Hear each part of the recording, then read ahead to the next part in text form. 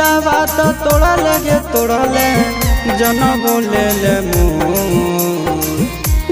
तेरे कठोरा दिल तोरा तेरे